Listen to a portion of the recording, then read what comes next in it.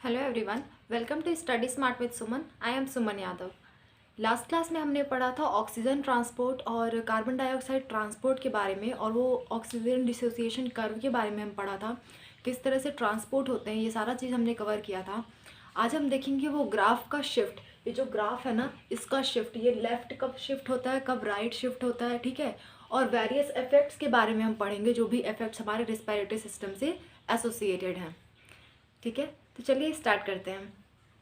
पहला क्या हमने पढ़ा था, ऑक्सीजन ट्रांसपोर्ट के लिए कुछ फैक्टर्स रिस्पॉन्सिबल होते हैं। कुछ फैक्टर्स रिस्पॉन्सिबल होते हैं CO2 ट्रांसपोर्ट के लिए। ऑक्सीजन के लिए क्या है, पार्शियल प्रेशर ऑफ O2, यानी कि ऑक्सीजन ज़्यादा होना चाहिए, कंसनट्रेशन ऑफ ऑक्सीजन ज़्यादा होना चाहिए, टेम्परेचर और हाइड्रोजन कंसनट्रेशन लो होना चाहिए, ठीक है। हाइड्रोजन लो तो pH हाई। इस तरह से हमने ऑक्सीजन का पढ़ा था। ठीक इसका उल्टा होता है कार्बन ट्रांसपोर्ट के लिए। कार्बन ट्रांसपोर्ट के लिए हमें क्या चाहिए, जो हमारा कार्बन डाइऑक्साइड है वो ज़्यादा चाहिए, कार्बन डाइऑक्साइड की कंसनट्रेशन ज़्यादा चाहिए, और हमारा ये दोनों हाई चाहिए, हाइड्रोजन कंसनट्रेशन एंड टेम्परेचर जो चाहिए हमें हाई चाहिए। इसमें लो चाहिए और कार्बन डाइऑक्साइड के लिए हाई चाहिए। तो हाइड्रोजन कंसनट्रेशन हाई तो pH लो, ठीक है। तो ये तो फैक्टर्स थे। और ये कंडीशन कहाँ आपको मिलती है, ऑक्सीजन ट्रांसपोर्ट कहाँ से शुरू होता है, आपके लंग्स या एल्वियोलाई से, वहीं पे ना हीमोग्लोबिन से बाइंड करता है। तो ये सारी की सारी कंडीशंस आपको कहाँ मिलती है, आपको मिलती है हीमोग्लोबिन पे, सॉरी, ये आपको मिलती है लंग्स पे, या फिर कह लो लंग्स के एल्वियोलाई पे। एल्वियोलाई समझ में आ रहा है ना, एल्वियोलाई लंग्स का जो छोटी छोटी यूनिट्स होती हैं, जो छोटे छोटे बैग लाइक स्ट्रक्चर होते हैं, वही आपके एल्वियोलाई हैं, ठीक है। तो लंग्स या फिर एल्वियोलाई कह लो, यहाँ पे ऐसी कंडीशन आपको मिलती है। और ये कंडीशंस आपको कहाँ मिलती है, टिश्यू पे मिलती हैं। टिश्यू जहाँ पे कार्बन डाइऑक्साइड बहुत ज़्यादा मात्रा में बनता है, ठीक है। अच्छा, एक को होता है, अब ये हमने जो कर्व पढ़ा था, ये आपका कर्व का नाम क्या है, oxygen dissociation curve. Oxygen dissociation curve, चाहे वो कार्बन डाइऑक्साइड के लिए पढ़ेंगे या इसके लिए ऑक्सीजन डिसोसिएशन कर्व ही हम स्टडी करते हैं, ठीक है। डिसोसिएशन क्यों बोल रहे हैं हम, डिसोसिएशन कहने का मतलब ये है कि ऑक्सीजन हीमोग्लोबिन से जो बाइंड किया हुआ है उसका डिसोसिएशन का कर्व, मतलब उनके अलग होने का कर्व। जो आपका ऑक्सी हीमोग्लोबिन है ना, ऑक्सी हीमोग्लोबिन, जो आपका ऑक्सी हीमोग्लोबिन है ना, इसके डिसोसिएशन का, यानी कि O2 अलग होना किससे, हीमोग्लोबिन से, इन दोनों का अलग होना, ठीक है। यही इस कर्व का यही मतलब है कि ये दोनों कब अलग हो रहे हैं, कब जुड़ रहे हैं, ठीक है। तो एल्वियोलाई लेवल पे क्या होगा, ऑक्सीजन हीमोग्लोबिन से जुड़ता है, ऑक्सी हीमोग्लोबिन बनता है। मैंने क्या कहा था आपको, हीमोग्लोबिन क्या है, हीमोग्लोबिन ऐसा इंसान है जो जहाँ जो ज़्यादा दिखेगा, जिसके पास ज़्यादा चीज़ें हैं उसके पास चला जाता है। जब ऑक्सीजन ज़्यादा होगा तो ऑक्सीजन के साथ चला जाएगा, जब कार्बन डाइऑक्साइड ज़्यादा होगा तो कार्बन डाइऑक्साइड के साथ चला जाएगा। तो ऑक्सीजन का मतलब डिसोसिएशन कब होगा, जब कार्बन डाइऑक्साइड ज़्यादा होगा। फॉर एग्जांपल, ऑक्सीजन अगर ज़्यादा है तो ऑक्सीजन से बाइंड कर रखा है उसने, कहाँ बाइंड कर रखा है, आपका लंग्स पे, है ना, एल्वियोलाई पे या लंग्स पे कह लो आप। हीमोग्लोबिन ऑक्सीजन से बाइंड किया एल्वियोलाई या लंग्स पे। ये जब आया टिश्यू पे, तो टिश्यू पे इसका डिसोसिएशन हो गया।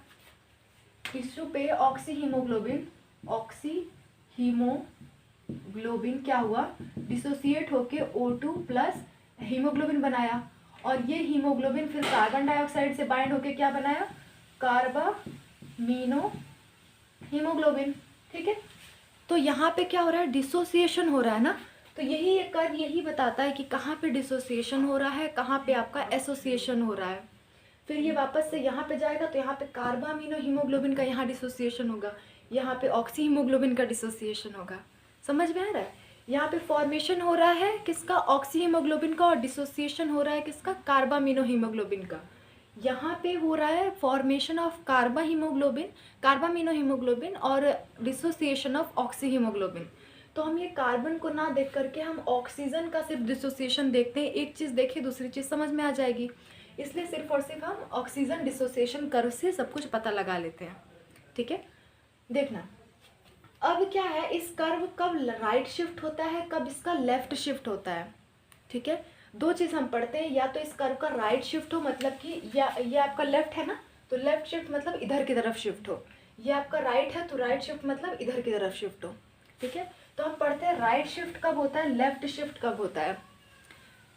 इसमें क्या है, ये डिसोसिएशन जो आपका कर्व है, अगर आपका ऑक्सीजन ज़्यादा होगा तो ऑक्सीजन से जल्दी सेचुरेशन मिल जाएगा, मतलब इसको यहाँ पे इतना दूर घूमने की ज़रूरत नहीं है, जल्दी सेचुरेट हो जाएगा, जल्दी सेचुरेट हो जाएगा ऑक्सीजन अगर ज़्यादा है। ये क्या है आपका पार्शियल प्रेशर ऑफ O2 ना, इतना कम ही ऑक्सीजन मिला तब भी उसका ज़्यादा सेचुरेशन हो जाएगा, क्योंकि वहाँ पे आपका ज़्यादा बाइंडिंग हो रही है, ज़्यादा ऑक्सीजन अगर है आपका तो ज़्यादा इधर शिफ्ट होगा, ठीक है। ज़्यादा कार्बन डाइऑक्साइड है आपका तो ज़्यादा इधर शिफ्ट होगा, क्योंकि ज़्यादा टाइम लेगा ये करने के लिए, ठीक है। पार्शियल प्रेशर ऑफ ऑक्सीजन उसको ज़्यादा चाहिए। मान लो मैं आपको एग्जांपल बताती हूँ, मान लो ये एक स्पेस है, यहाँ पे बहुत सारे ऑक्सीजन है, ऑक्सीजन बहुत ज़्यादा है और इतना बड़ा स्पेस है, इसमें ऑक्सीजन इतने मात्रा में है, तो यहाँ पे जल्दी सेचुरेशन होगा या यहाँ पे जल्दी होगा। छोटी स्पेस में जब ज़्यादा ऑक्सीजन है तो वो जल्दी सेचुरेशन हो जाएगा, भले ही छोटी स्पेस है, लेकिन बड़ी स्पेस में जब इतना ऑक्सीजन कवर करने के लिए बड़ी स्पेस हमें लेनी पड़ रही है, तो यानी कि बड़ा इधर की तरफ आना हमें पड़ रहा है, ठीक है। तो इधर की तरफ जब शिफ्ट हो रहा है मतलब कि यहाँ पे ऑक्सीजन ज़्यादा बहुत कम है, ज़्यादा कंज्यूम करना पड़ रहा है हमें, ठीक है। यहाँ पे क्या है, ये इधर साइड कब होगा, जब ऑक्सीजन आपका बहुत ज़्यादा मात्रा में अवेलेबल है, यानी कि लेफ़्ट शिफ्ट तब होता है जब आपका एल्वियोलाई पे हो। क्यों, क्योंकि एल्वियोलाई पे ऑक्सीजन कंसंट्रेशन ज़्यादा है, तो जल्दी जो आपका हीमोग्लोबिन है जल्दी सैचुरेट हो जाएगा, जल्दी जल्दी बाइंड कर लेगा ऑक्सीजन से। और जब आपका राइट शिफ्ट तब होता है आपका जब ये वाली कंडीशन है, मतलब कि यहाँ पे ऑक्सीजन, अच्छा देखो मैं आपको एक चीज़ बता देती हूँ, यहाँ पे मैंने क्या कहा था आपको, ऑक्सी हीमोग्लोबिन फॉर्म होता है, बनता है, और कार्बामीनोग्लोबिन डिसोसिएट होता है। अच्छा, ये कहने का ये मतलब नहीं है कि सारे के सारे ऑक्सी हीमोग्लोबिन टूट गए, या फिर सारे के सारे ऑक्सी हीमोग्लोबिन बन गए और सारे के सारे कार्बामीनो हीमोग्लोबिन टूट गए। कभी भी प्रिसाइज चीज़ नहीं होती है आपकी बॉडी में, ठीक है, कभी भी पूरा प्रिसाइज नहीं होता है।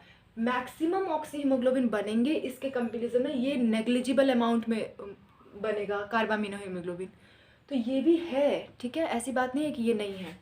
तो जब राइट शिफ्ट हो रहा है तो मैंने कहा टिश्यू लेवल पे, तो टिश्यू लेवल पे तो ऑक्सीजन डिसोसिएट हो रहा है ना, ऑक्सी हीमोग्लोबिन डिसोसिएट होगा तो इसका मतलब ये नहीं कि बनेगा नहीं, थोड़ा बहुत अमाउंट में बनता भी है, तो थोड़ा बहुत अमाउंट में बनता है, इसलिए हमें कह रहे हैं इधर साइड शिफ्ट, यानी कि परसेंटेज सैचुरेशन। ये चीज़ क्या आपका दिखा रहा है, परसेंटेज सैचुरेशन ना, परसेंटेज सैचुरेशन बहुत ही कम है, ठीक है। और यहाँ पे क्या है, परसेंटेज सैचुरेशन बहुत ही ज़्यादा है। जब लेफ़्ट साइड शिफ्ट हो रहा है तो मतलब कि सैचुरेशन बहुत ज़्यादा है, ठीक है। और सैचुरेशन ज़्यादा कब होगा, एल्वियोलाई पे होगा, इसलिए मैंने लिखा लेफ़्ट शिफ्ट कहाँ पे होता है, एल्वियोलाई लेवल पे, या फिर आप कह लो लंग्स के लेवल पे, ठीक है। राइट शिफ्ट कब होता है आपका, टिश्यू लेवल पे, क्योंकि टिश्यू लेवल पे परसेंटेज सैचुरेशन बहुत ही कम होगा। बात समझ में आ रही है।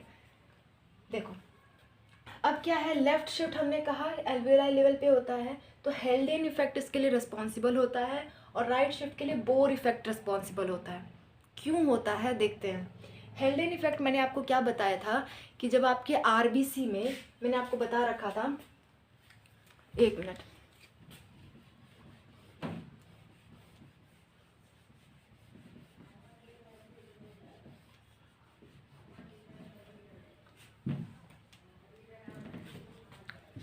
देखो मैंने आपको बताया था ये आपकी आरबीसी है, रेड ब्लड सेल्स। यहाँ पे क्या होता है, HCO3 माइनस बनता है, यहाँ से बाहर आता है प्लाज्मा में NaHCO3 माइनस बनता है, और NaHCO3 बनता है, और ये पूरा ट्रांसपोर्ट होता है बॉडी में, ठीक है, ये मतलब ट्रांसपोर्ट होकर लंग्स तक जाता है। और फिर इसके रिस्पॉन्स में ये क्योंकि बाहर आया नेगेटिव, तो कुछ नेगेटिव अंदर डालना पड़ेगा, तो Cl माइनस अंदर जाता है, उसी को हम कहते हैं हैमबर्गर इफ़ेक्ट, ठीक है, हैमबर्गर इफ़ेक्ट, या फिर क्या कहते हैं हम, क्लोराइड शिफ्ट, ठीक है। ये तो क्लोराइड शिफ्ट हुआ। अब जब ऑक्सी हीमोग्लोबिन की वजह से ये ट्रांसपोर्ट होके गया आपके लंग्स के पास, तो ऑक्सी हीमोग्लोबिन की प्रेजेंस में, क्योंकि ऑक्सी हीमोग्लोबिन ज़्यादा कंसंट्रेशन वहाँ पे है, या फिर ऑक्सीजन कंसंट्रेशन वहाँ पे ज़्यादा है, तो क्या होगा, कार्बामीनो हीमोग्लोबिन का ब्रेक होगा, ठीक है। तो उस ब्रेक वाली इफेक्ट को मतलब ऑक्सीजन की वजह से जो ब्रेकेज हो रही है कार्बामिनोहीमोग्लोबिन की, उस इफेक्ट को हम क्या कह रहे थे, हेल्डेन इफेक्ट कह रहे थे। ठीक है, उस इफेक्ट को क्या कहते हैं, हेल्डेन इफेक्ट। लिखा भी है, dissociation of carbaminohaemoglobin due to high concentration of O2 at alveoli, आप कर लो एट एल्वियोलाई। ठीक है, तो ये आपका क्या होता है, हेल्डेन इफेक्ट। इसी का ठीक उल्टा होता है आपका बोर इफेक्ट। बोर इफेक्ट क्या होता है, यहाँ पे क्या हुआ, कार्बामिनोहीमोग्लोबिन की वजह से ऑक्सीजन की वजह से कार्बामिनोहीमोग्लोबिन टूटा, कहाँ पे, एल्वियोलाई पे। अब क्या, अगर टिश्यू लेवल पे हम देखो, टिश्यू लेवल पे कौन टूटेगा, आपका ऑक्सी हीमोग्लोबिन। तो ऑक्सी हीमोग्लोबिन किसकी वजह से टूटेगा, कार्बन डाइऑक्साइड के ज़्यादा होने की वजह से। तो dissociation of oxyhaemoglobin due to high carbon dioxide is called Bohr effect. और बोर इफेक्ट कहाँ होगा, टिश्यू लेवल पे होगा आपका। ठीक है, तो ये दोनों चीज़ आप याद रखोगे। याद रखने का एक मैं छोटी सी निमोनिक बता देती हूँ आपको, एक छोटी सी ट्रिक बता देती हूँ, देखना। आर फॉर राइट, ठीक है, बोर्स इफेक्ट में आर आता है, बोर्स इफेक्ट में आर आता है, तो राइट वाला किस में होगा, बोर्स इफेक्ट होगा। ठीक है, और आपका इसमें क्या है, L for left, L for left, और एल्विलाई का लंग्स कह सकते हो आप इसको, तो एल फॉर लंग्स में होगा। ठीक है, और उसके बाद हेल्डेन में एल आता है, तो आपका हेल्डेन इफेक्ट किस में होगा, लेफ्ट साइड में। तो ये याद रखने की छोटी सी ट्रिक है, बाकी समझा तो दिया है मैंने आपको। अगर फिर भी आपको कोई डाउट है तो आप कमेंट में मुझसे पूछ सकते हो, मैं आपका सबका डाउट आपका रिस्पॉन्स करूँगी उस पर। अगर ज़्यादा इम्पॉर्टेंट डाउट रहा तो मैं आपका वीडियो भी बना दूँगी उस पर। ठीक है, तो ये बहुत ही इम्पॉर्टेंट पार्ट है आपका रेस्पिरेटरी सिस्टम का, ये और इसका प्रीवियस वाला लेक्चर बहुत ही इंपॉर्टेंट है आपका रेस्पिरेटरी सिस्टम का। काफ़ी सारे क्वेश्चंस पूछे जाते हैं और काफ़ी लोग को इसमें कन्फ्यूजन भी होता है। आई होप मैंने आप सबको क्लियर कर दिया है। ठीक है, तो मिलते हैं नेक्स्ट क्लास में। नेक्स्ट क्लास में हम रेगुलेशन और डिजीज़ेस पढ़ेंगे। ओके, सो बाय।